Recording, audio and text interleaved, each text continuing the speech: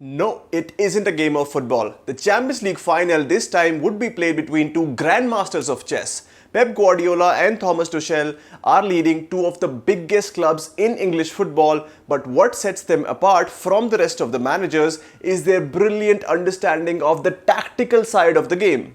Both managers are quite fluid in terms of the formations of the teams. Be it 3 at the back or 4 at the back, they both can play with a pure number 9 and a false number 9 and yet get similar results. You know, when Pep Guardiola left Bayern Munich to join Manchester City, which manager he wanted to replace him? Thomas Tuchel. Bayern went the other way, but Guardiola knew the similarities between him and Tuchel's work. It would make transition for Bayern players a lot more smoother. While Guardiola has since stayed at Manchester City, Tuchel has had quite a few experiences with Borussia Dortmund, PSG and the latest being Chelsea. Now, jumping straight into the Champions League final, here's what we can expect from the tactical standpoints in this game. 5 defenders, 1 defensive midfielder, 2 pure strikers and 2 wingers. This was Manchester City's starting 11 against Chelsea when the two sides met in the Premier League last time. Thomas Tuchel went with his usual formation and players playing in the same roles they have been playing for most part of the season. Many believe that Chelsea will have a psychological advantage going into the Champions League final, having beaten Manchester City 2-1 in that Premier League game.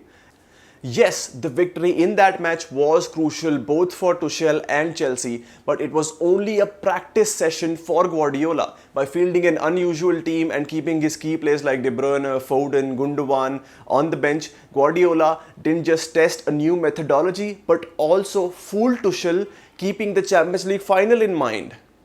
On Saturday, expect a completely different strategy from Guardiola. For good or bad, we'll have to see.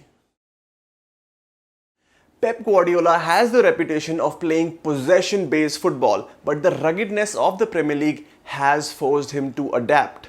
Manchester City have some of the finest players in the team when it comes to on-the-ball abilities, but Pep has had to work hard with them when it comes to their off-the-ball movements.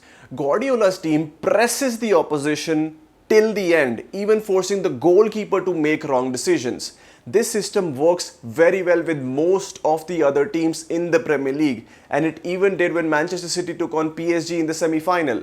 Against Chelsea, this strategy hasn't quite produced the desired result.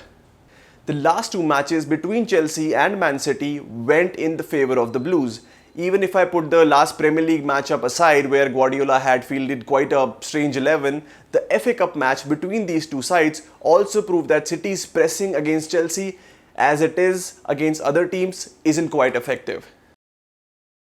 Chelsea, with a back 3 formation of Antonio Rudiger, Thiago Silva, Cesar Azpilicueta, are very comfortable on the ball. They can press the ball around, playing in little triangles very well without getting into much pressure. Kevin De Bruyne runs the game in the midfield for Manchester City, but I feel it would be Phil Foden who will need to support KDB in the midfield to unlock Chelsea's defense. Raheem Sterling hasn't been in the best of form, but Mahrez is City's top scorer in the Champions League this season. Foden, Gabriel Jesus and Mahrez should be City's front 3 according to me.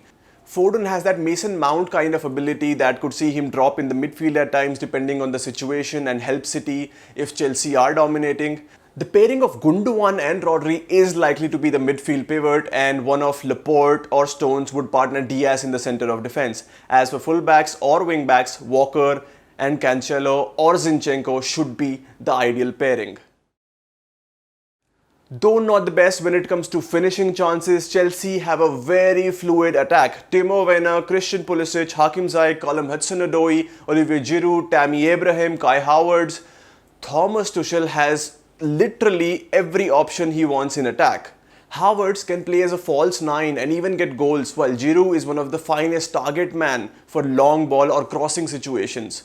Though I feel Werner, Mount and Ziyech will form the trio in attack against Man City, even they are quite interchangeable. This trio gives Tuchel the ability to drop Mason Mount in midfield and put a front 2 instead of 3, depending on how successfully the opponents are pressing. Such a situation gives Chelsea more control in midfield and gives the wingbacks like Reece James and Marcos Alonso or Ben Chilwell the ability to go further forward and support the attack.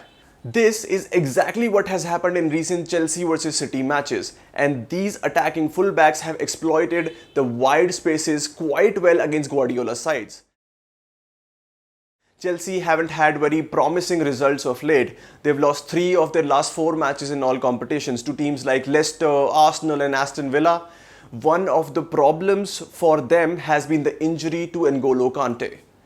As Tuchel had said, Kante does the job of 1.5 people, hence giving the team an advantage. Kante is also quick on the ball and can exploit City's overcommitted players defensively. Of course, there is probably no better player than him at the number 6 position. Whether to choose Chilwell or Alonso is going to be a tricky choice for Tuchel.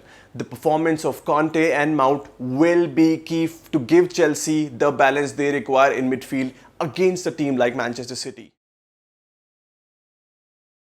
Manchester City's recent results have been phenomenal. 5 goals against Everton, 2 against Brighton, 4 against Newcastle, but Chelsea have the best defense in the league since Tuchel took charge.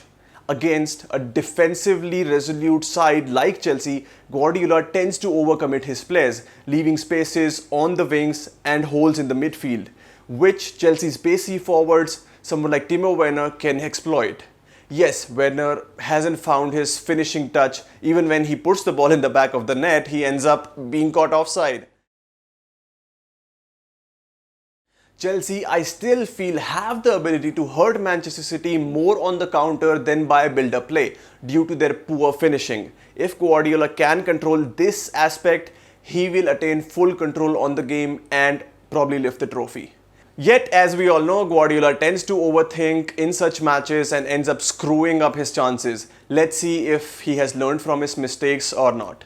That was all from me today. I hope you guys liked this episode. Do let me know which team you will be rooting for in the final. Till the next time, auf Wiedersehen.